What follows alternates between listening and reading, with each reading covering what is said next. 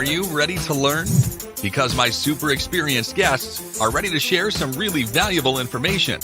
Make sure and listen all the way to the end to get help and support. So let's start with the best audio experience. How to find ideas? Content creators often ask me where to find ideas, how to create something new, because today it's important to be unique, to create something valuable and new for users. But not always the case. That's why I'm so excited to discuss this topic with Angie Colee. How are you? I'm good. How are you? Thanks so much for having me on the show. Yeah, it's a big pleasure because I want to learn more about that. And I agree. I completely agree because Elon Musk didn't create Tesla. Uh, Apple didn't create smartphone. They just took existing products and developed and innovated them. So we have today awesome gadgets because of developing and innovating. Uh, Let's talk more about that. Before we start, just tell more about yourself, experience, background, and why you decided to share with us about this topic. Yeah, so I have been in marketing for over a decade at this point. And I have run some writing teams for some really big names that you would probably recognize. I've been in charge of multi-million dollar campaigns, coast to coast PR, all kinds of stuff.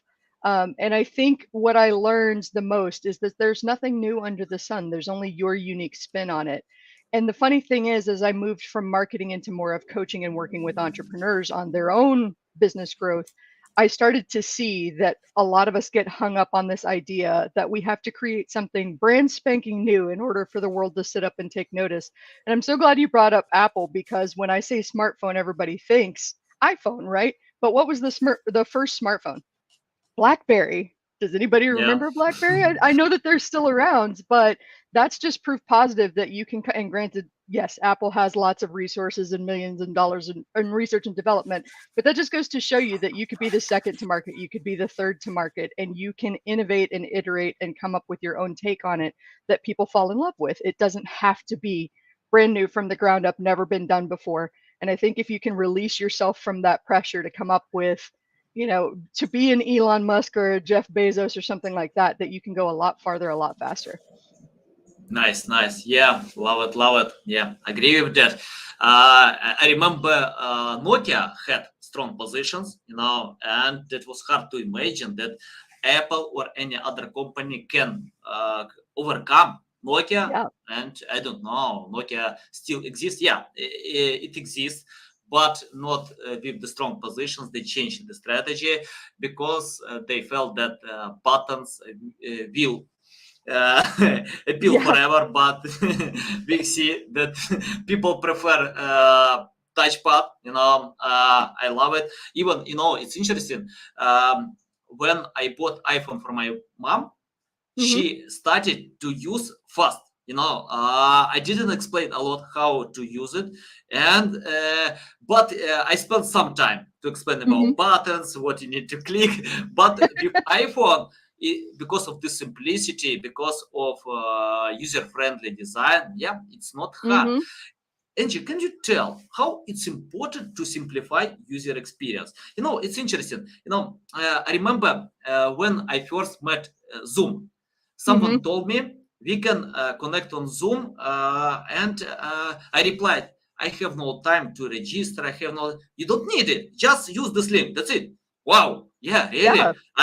I had a conversation on Zoom. Then I found TikTok. Now on TikTok, you don't need to register. You everything what you need just to open TikTok and you can watch all these videos. If you want to create content, yeah, okay, you need to register to submit information. But for the goal of using, you don't need it. Can you tell about simplicity, how it's important to simplify user experience in marketing? Absolutely. Because I think that our instinct is to wow people as creators. Like, we really want to put together something special. And again, that tends to lead to this overcomplication. We want to add more, right? Less is more became a thing precisely because of our tendency, I think, to add more, to think that adding more adds value. And the further that I've gone in business, the more I realize, especially as I joined like high level masterminds, the people that were paying the most to get into the private rooms really wanted to cut out everything and focus on the simplest thing, the thing that would take them the least time, the thing that would cut straight to the heart of the matter without any fluff. I'll give you an experience about when I was on a team a while back and they had to have a VPN, right? A lot of us have to have that when we're working abroad. Safety, protect all of your documents, all of that stuff. But it's not beyond me. But the recommended VPN at the time looked like it was straight out of the 90s. And I remember that I think on the like 10th or maybe 15th step of just trying to download this thing and install it so that I could access my files. And I was on site at a conference, so I was aggravated. I was about ready to flip a table. And I was like, you know what? I just want one where I can push the button to download, sign up my account, and go. And so if you can think about like what people are, what they really want from you, do they want you to walk them through step by step? Do they want 5 billion features? Not necessarily. They just want you to solve their problem. And if you show them that you can do it and maybe even have fun in the process, they're really going to remember you. Yeah, nice, very cool. Okay, let's talk about uniqueness. It's Mhm. interesting. For example, when I'm going to watch a new movie, I can read customers' reviews. I can ask my friends about the new movie, and I often get a reply, nothing special, the Yep. same. We had the same plot. I met the same issue with books. Sometimes when you take the book, you can get the same insight, generic insight. And for me, it's important to get something new.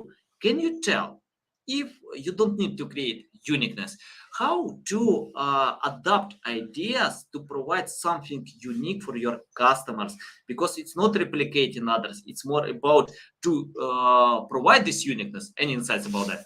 Yes, absolutely. I think, in the quest for uniqueness, we can often get hung up a little bit. And I know that I've had people go, I got this great idea. I want to put it out in the market. And what if other people copy me? And I say, if you're focused on being you and you're focused on bringing that uniqueness, then everybody else looks like a poor imitation because you were the leader and they're just trying to follow you. So what do I say when I mean uniqueness? I mean, you. I mean, as corny as it sounds, you are a completely unique individual among billions on the planet. And even though we may have had some similar life experiences, traveled to some similar places, followed similar paths, our backgrounds, where we grew up, the environment that we were raised in, all of our individual experience and choices or job path, all of that shaped us into completely unique individuals with all the overlap. So often, in my perspective, the uniqueness that you bring to the picture is not something completely new that's never been done before. It's your take on this thing. Why you? Why now? What excites you about this? What is fun about this? I think one of the first marketers that I followed, I loved him because he called himself the rebel marketer, John Carlton. He didn't want to be Mhm. the stuffy suit guy. And I was like, I'm going to learn from that guy because I got lots of tattoos and piercings and I want to be a rebel marketer too. He didn't teach anything that was absolutely brand new, never before heard of in marketing. That wasn't the rebel. It was the brand. It was, I don't have to be tied down. I don't have to be the typical marketer that you see out there. And that was what appealed to me. Yeah, nice. Once I read a book with Damon John. Hmm. He is one of the producers in Shark Tank, famous show. He created his brand, well-known brand, and it's interesting. On his book, he highlighted about a girl. This girl didn't have any friends. She was Hmm. so an introvert, and once she decided to post content about herself on Tumblr and many other websites, a million people started to follow her because million people are the same. Right? You don't need to be extrovert to share about yourself. You can be yourself, and you highlighted it's important to be yourself, not to copy others. And I often see when content creators copy others. No, you don't need to sing on TikTok, dance on TikTok. And we know some well-known TikTokers don't do it. They have Hmm. million followers. And it's more simpler to copy yourself, to be yourself than copy others. So can you tell how to start if you don't know for example, okay, I want to be myself. I don't want to copy others, but I need to start. Where to find ideas and go ahead with that. Yeah, I think the first step is to start where you feel comfortable with ideas that feel good to you. And I know that that's kind of a high level concept, but if you decide that you want to, say for instance, this is my personal experience, that you haven't seen enough of your home country, the United States, and that you want to pack up your cat and drive your car around the United States, staying 6 weeks at a time and exploring different places while conducting business, well, that's authentic to me. That was my instinct. I didn't know how it was going to play out. I didn't have a master plan for how I was going to market this once I hit the road. It was just something that I wanted to do that felt right. And so I followed that instinct. Now, have some of the places I've stopped been not great? Absolutely. Mhm. But have I had so many adventures and learned so many things while I was on the road? Yes, it was a great choice for me. And I learned exactly what I want out of travel, out of business. And it actually taught me the most important lesson out of business, which is, have you ever heard of Parkinson's law? I'm just going to throw this one out as a little bonus. Parkinson's law is this concept that the task that you're trying to do will take the amount of Mhm. time that you give it, right? And when I first started traveling, it was before the COVID vaccines were available. So there were still a lot of like lockdown protocols in place, a lot of limited access. So if I went to a place and I wanted to see, say, the Grand Ole Opry in Nashville, I had to go to the one appointment that was available while I was there, even if it was a random Wednesday at 10 a.m. But what I learned from that was if I carved out time to go to meetings with friends, to explore different landmarks that I wanted to see, and I made the remaining work fit into the time that was left, I got Mhm. really, really efficient at both living my life and doing the work. And I actually found out that maybe we should be building work into our lives instead of life into our work. So, all of that to say, you don't have to be an extrovert. I'm glad that you pointed that out too, because I know I was in a mastermind group with someone recently who is a brilliant business coach, and she posts fantastic content every day, but she's got such a corporate background that it would come across as buttoned down, and it didn't really stand out because there wasn't a perspective, there wasn't a take on it. It wasn't really different from anything else out there. And all of our colleagues were pushing her to tell more personal stories, share more of your personal life. And you could see her visibly shut down. She was like, I don't like that. So we dug into that. And she said, I'm just a very private person. I don't want to talk about the depth of my feelings and what's going on in my personal life. I feel like something should be reserved for me. And I said, that's exactly what you should lean into. Do you know how to be authentic and vulnerable and unique while also maintaining your privacy? Tell your people about your struggle with privacy and how much you want to reveal. Start talking about that. Like, I know that you have to be a real person, that you have to share what works for you and what's special and unique about you. And I don't want to tell people about the story. Here's what I want to talk about instead. It was like, that's a way to still be very, very real. While, sorry, I've got some cats in the background. That's okay. No worries about that. Yeah, love it, love it. Awesome, awesome. Okay, I opened your LinkedIn profile, Hmm. and I found interesting quote. Your experience, confidence coach for creative entrepreneurs, and the name of company, permission to kick ass. Yes. Sometimes, sometimes I need it. Sometimes, I can feel that. You know. I remember when Bill Gates told, if I wanna create something new, he will hire lazy people. Because lazy people will find the way how to do this fast, to use automation, many other things. Because I remember in my company, I had an employee who didn't change anything for 5 years, and I didn't have time to check out all these reports because we develop other products, and I found what's going on. 5 years, the same manual job. It's boring. It's not interesting. So, can you tell about this permission to kick ass? How to do it the correct way without hurting feeling or some internal voice? Yeah. Well, I mean, permission to kick ass, I think ties in perfectly to what we've been talking about all along with being unique and owning what's special about you. And I will argue that even if you feel like nothing is special about you, absolutely something is special about you.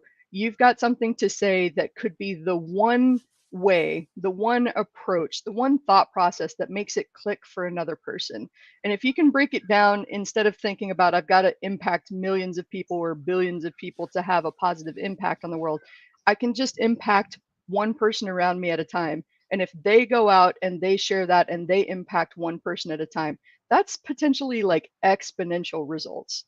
But that also kind of ties into the feeling like I needed to come up with something new and unique that had never been heard of before. And that was how I was going to make it. And I was talking to my mentor, it's a man by the name of Kevin Rogers, one day, and he was encouraging me to post more in this forum that I had paid for membership in. I'd paid for membership in, but I wasn't saying anything. I was just lurking and watching other people. And he goes, I'm just curious, why aren't you posting in there? And I was like, well, there's, that brilliant person and that brilliant person, and I can't compare to anything that they're saying. I don't have anything to add to this conversation. And he said, well, first of all, you don't have to be them to be awesome. Just be you. It's like, second of all, I feel like you're waiting for permission to go out there and help people. Like, you need to be anointed an expert before you can actually do anything. And I'm going to tell you right now, you don't actually need permission to do this. You can just go out and start helping people, knowing exactly what you know right here, right now, without doing anything extra. And you can learn as you go. And in case you are waiting for someone to give you permission, and in case you're still skeptical, I, Kevin Rogers, hereby anoint you, Angie Colee, expert enough. Go out there and help people. And then I started contributing to this forum. I started answering the questions that I could answer. I left behind the ones that I couldn't. I started working on things that felt good, learning to trust that instinct. And before long, it was really weird. I remember the first time someone sent me a private message and they were like, well, you're the expert in this. Can I get your take? And I was like, well, hold on. when did when did I graduate? I don't remember walking across the stage and getting my degree, and I am expert enough to do this. And so that led to, I have a show called Permission to Kick Ass. I'm working on a book called Permission to Kick Ass. And that really just unlocked a whole lot of things for me, because especially in the culture that I grew up in, it was very much, there's a path. Follow the path, follow all the steps. You'll wind up in magical happy land. We won't tell you exactly how it all works, but just follow the path. Do what we told you to do and you'll get there. And I was never happy doing what I was doing. And I was so upset all the time because I was like, I'm following the steps. I'm doing what I was told. Why am I not getting the happiness I deserve? And that was because I didn't have permission in my own mind to live life the way I wanted to, even if it didn't look like a life that somebody else wanted or approved of. And so I'm forever grateful for that one conversation. It's led to what I believe is a movement that you don't need permission to do these things. And obviously don't go out and be a jerk about it. Don't go, I feel like burning down someone's house today, so I'm going to do that. Angie said, that is not what I'm saying. But if you decide that you want to create a new product and launch it tomorrow and there's nothing to stop you, do it. See what happens. And then remember that nobody became an overnight success. All the overnight successes that you see are years and years, if not decades in the making. And one day, after a lot of consistent showing up and doing the work, they did the thing that took off and that really got attention in a big way. I liken it to planting an orchard, right? For many, many years, you are going to water those trees, feed those trees, weed those trees, protect them from pests, and they are not going to produce a single thing for you for years. But once they produce, that abundance of fruit drops down. You can walk through that orchard, picking fruit up off the ground, shaking the trees, watching it fall. So you've just got to show up and consistently do the thing that you feel like you were called to do, the way that you feel like you should do it. Grow, get better, iterate every day. And after a while, things will start to click. It's beautiful.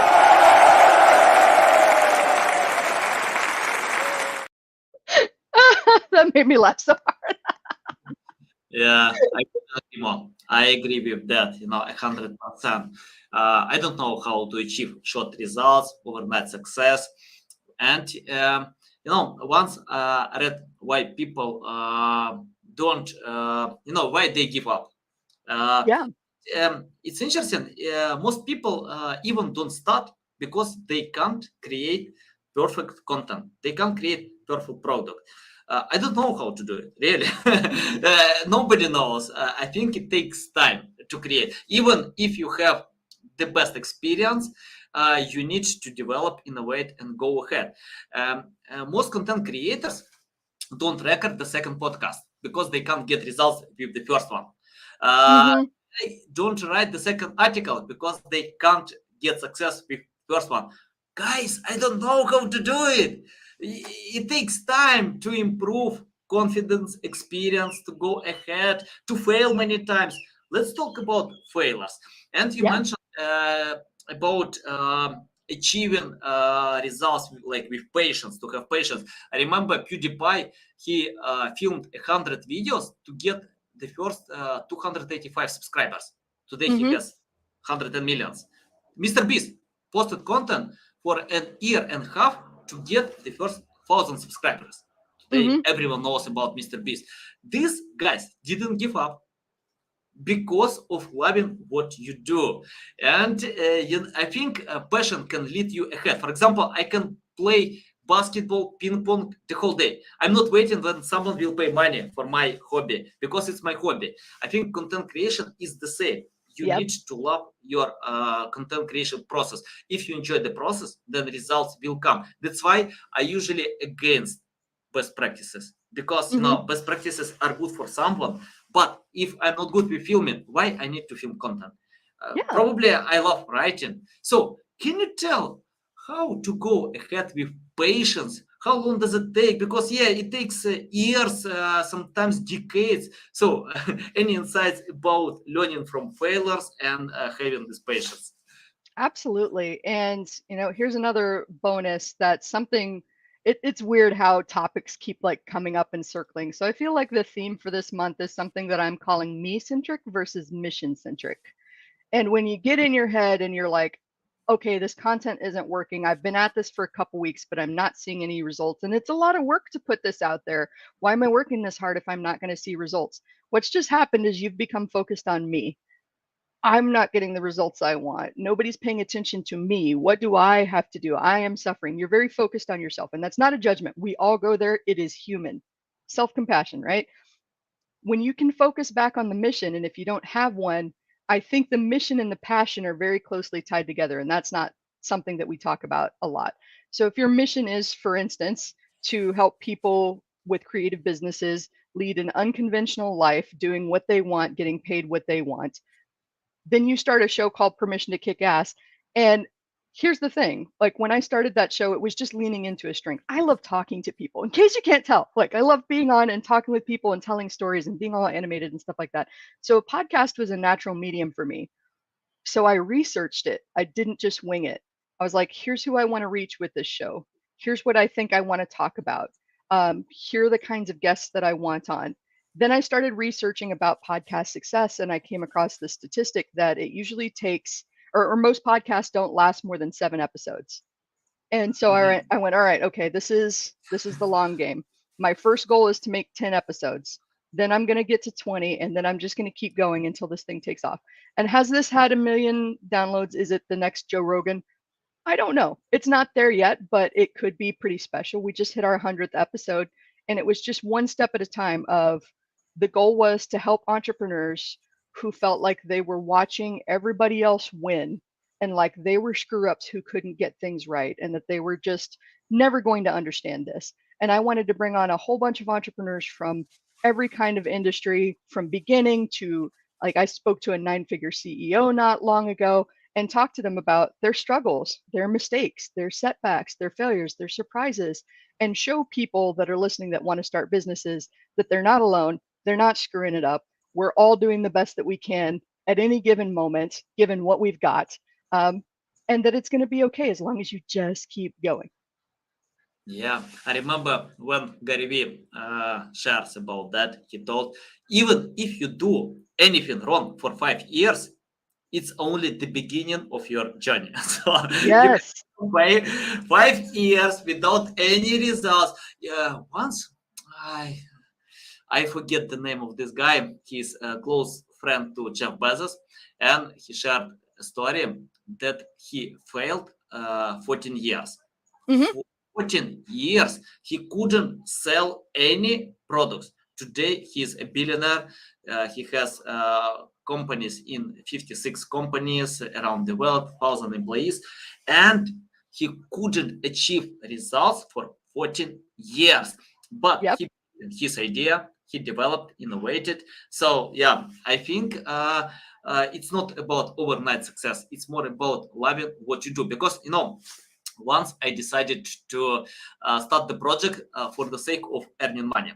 Hmm. Uh, and I wasted resources for 3 years.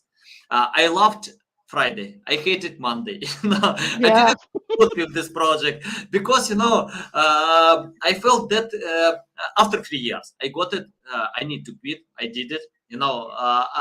After that I started to love Monday again Hmm. because of not chasing some vacuum metrics.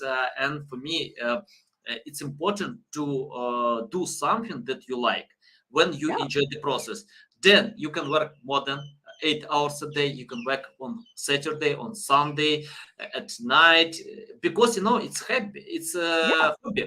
It's my hobby. It's my love. So I can go ahead with that. I completely agree with that.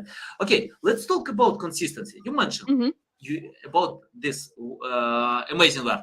I agree. I love consistency. So can you tell what consistency means? Because I see two different approaches. First approach, Gary Vee.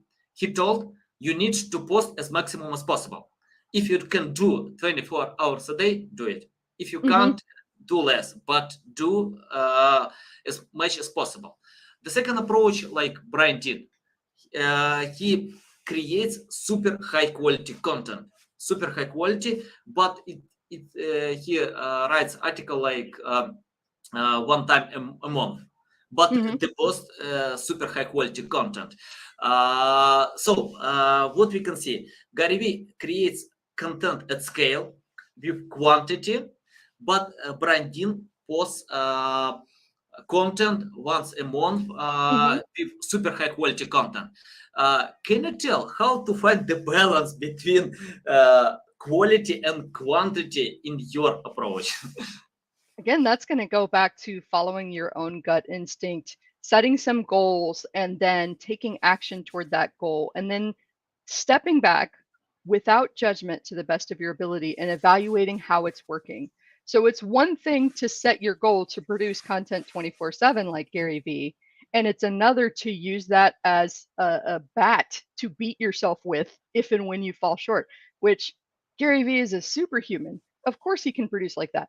And also, he's gotten to the point in his business where he's got a whole crew and support teams to help him create and beyond like that. He's not doing it all himself like many entrepreneurs.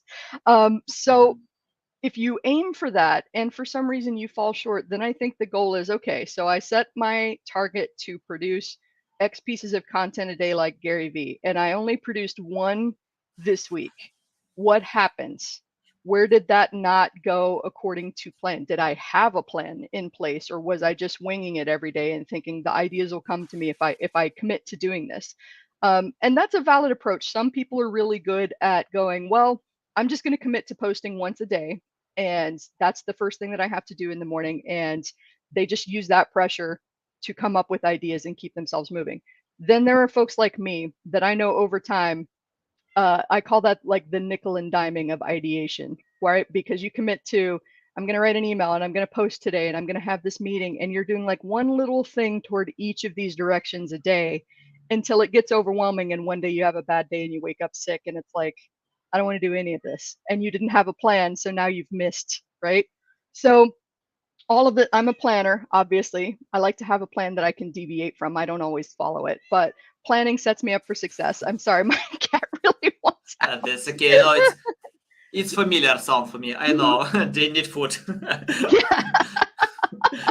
I thought I could calm her down, but she got even more insistent. But Yeah. for me, the commitment came from going, okay, well, I'm gonna release one weekly podcast. And then I had to learn how I produce things best. It's a lot of work behind the scenes to put on a podcast. So like, cheers to you, Anatoly. This is a lot of work to coordinate these guys. Don't let him making it look easy fool you. It's a lot of work. Um, And I got paranoid after those first 10 episodes that somebody wasn't going to show up, that they were going to leave me in the lurch scrambling for content. So I started recording ahead.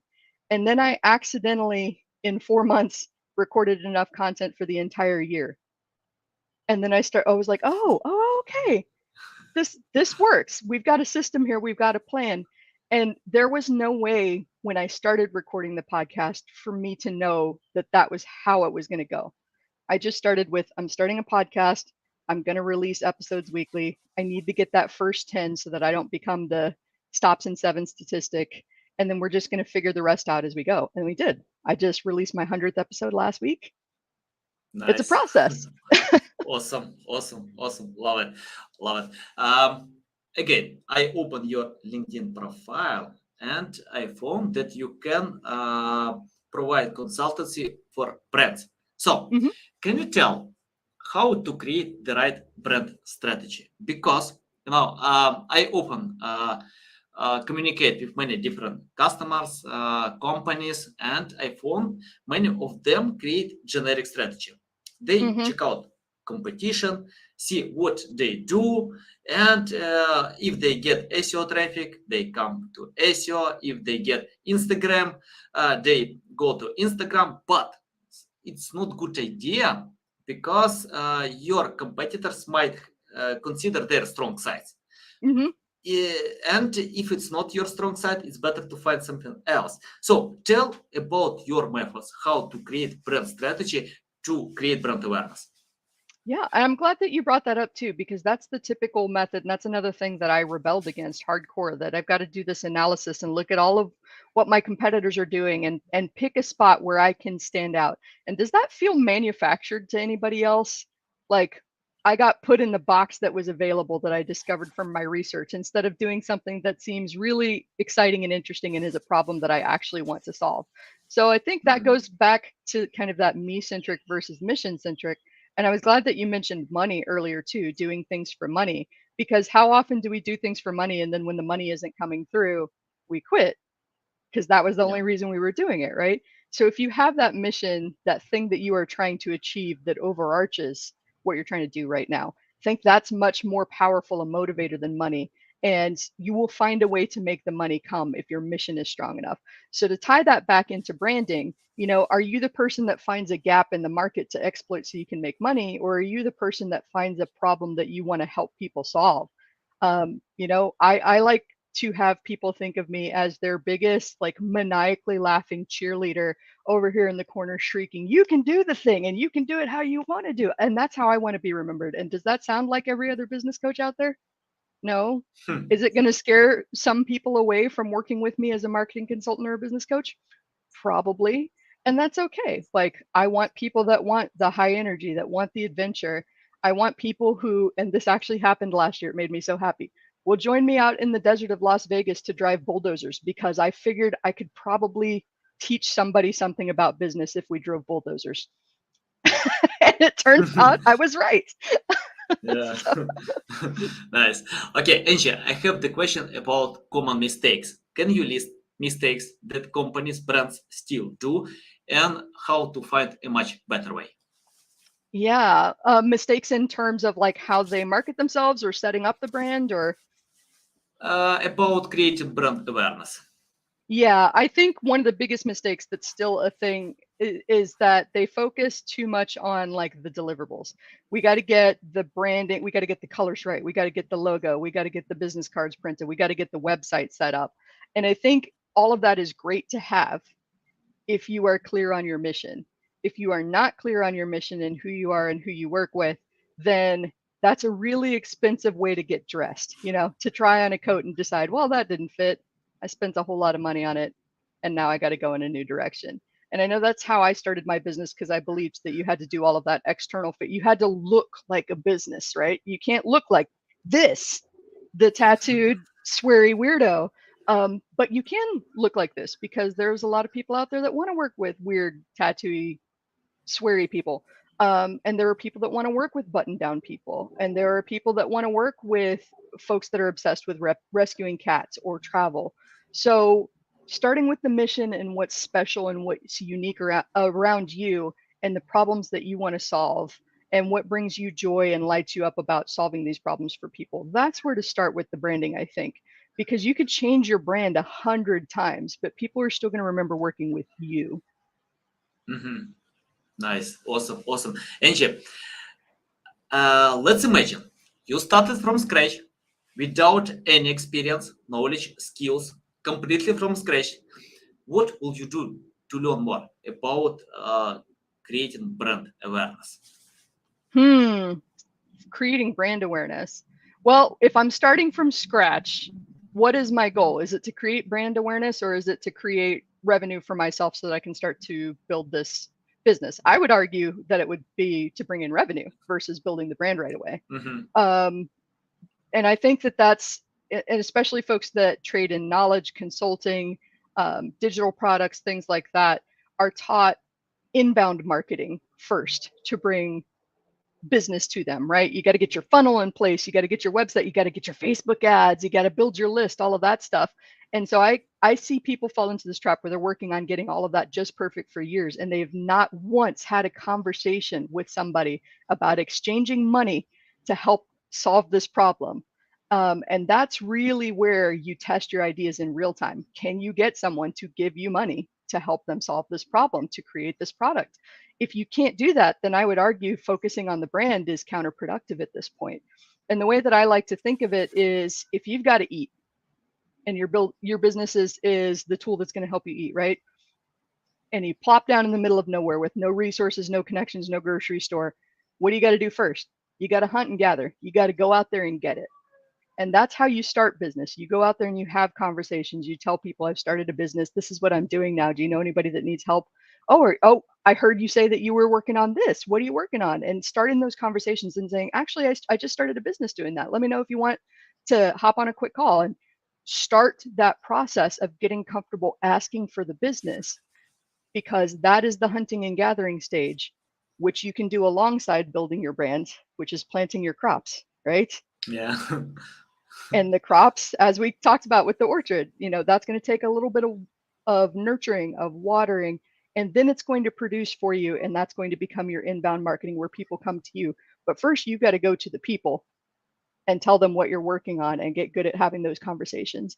And then you might be surprised when you start to get good at that, what comes out of this. Like I mentioned earlier, and I don't know if I made it clear, but permission to kick ass was not my original concept. It's something that my mentor gave to me, and I told him, oh, I am so stealing that. That is brilliant. Thank you. But permission to kick ass came from going out there and doing the work and having the conversations. It wasn't something that I started with, if that makes sense. Nice, nice. Yeah, I love it. Love it. Yeah, you need to build relationships, and most customers don't buy from unrecognizable brands. So Yep. if you can help, if you can support people before selling any products, so yeah, you can give a strong reason to buy from you. That's why, yeah, creating brand awareness is very important. Angie, I have the final question. Okay. Can you predict the future that will come in marketing field, branding field? Because many things are coming: AI, augmented reality, metaverse, name them, a lot. So what kind of future will be, and how to adapt today to this future?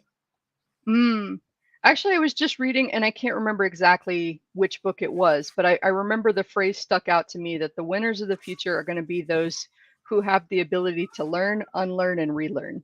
And I think that that's totally true, because I see a lot of folks, especially in marketing in my industry, they're getting hung up on AI.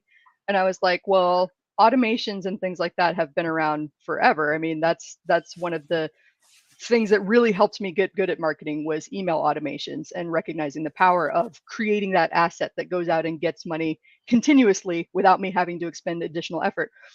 But if you think that you can pull a blockbuster, and I use that word deliberately, and ignore the changes that are happening right now, or you think that this is the end of everything as we know it, and I don't know what's going to happen next, and I'm just going to panic. Both of those, I would argue, are extremes, and the answer is somewhere in the middle. The answer is, radio didn't kill, TV didn't kill movies, right? Yeah. Internet didn't kill TV or movies. Streaming didn't kill movie theaters. Like all of these industries adapt and evolve as the technology comes out there. So it's going to be a willingness, and I say this as probably the least technical person out there. If I can adapt, I think anybody can adapt. I see AI and the coming technological shifts as, if you're willing to experiment with it and see how it can amplify and augment and help what you're doing versus resisting it or decrying it, then you're going to be at a strategic advantage. Do I know what that looks like? No, I am, but I watch the technical leaders in my life and I follow their smart ideas. And that's a smart thing too. You don't have to be everything to be an expert. I don't have to actually be the person that sets up the email automations, monitors the backend, sets up all the analytics reports and things like that. I know how to read them, but I've got people that can do all of the technical stuff for me. And the same thing applies here. As the tech is advancing, I've got leaders that I can look to who tell me how they're experimenting with the technology so that I can start to form opinions on and experiments of my own about how I'm going to use this. So I would advise, as we're looking into the future, um, find your people who are speaking your language, who are experimenting with this, do your own experiments, and just above all, be willing to adapt. It's not a world anymore where we can come up with one strategy that is going to work for the next 40 years and we can just ride that thing all the way into retirement. It doesn't work that way anymore. But the good news is, with the speed of evolution, one thing hasn't really changed, and that is how humans connect and interact. And so, if you can get really good at communicating, building relationships, solving problems, you're going to have all of the foundation for success that you could possibly ever need right there, along with adaptability and resourcefulness. Whew, you are all set with those traits, my friend. I love it. Yeah, love it.